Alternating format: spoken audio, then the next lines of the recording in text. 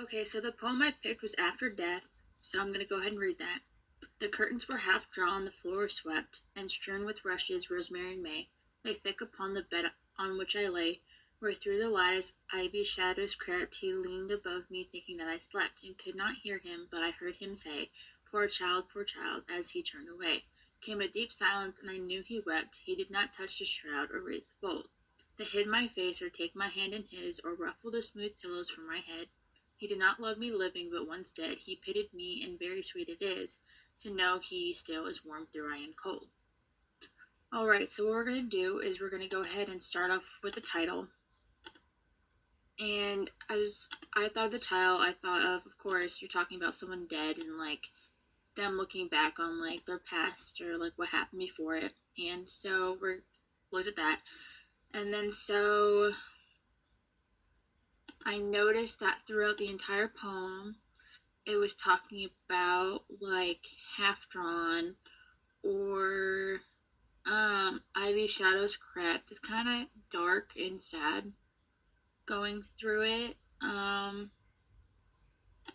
then when I was going through it also, I realized that, let's see, the poem is completely full of contrasts.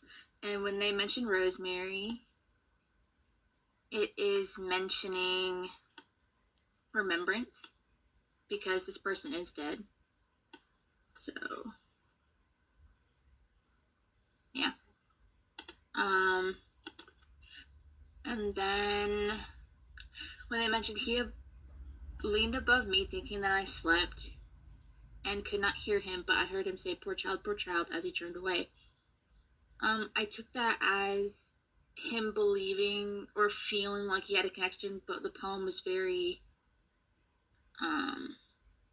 numbing because it didn't really show a lot of emotions, and it didn't really show the relationship they actually had, whether it was a loved one or someone he didn't like or anything.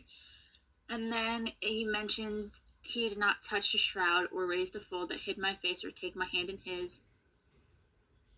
And it's kind of showing that he didn't have a connection with her and he didn't feel anything. And it says, or ruffle the smooth pillows for my head. He didn't feel anything or help her when she was dead. And she mentioned he did not love me living, but once dead, he pitied me, and very sweet it is to know he still is warm, though I am dead.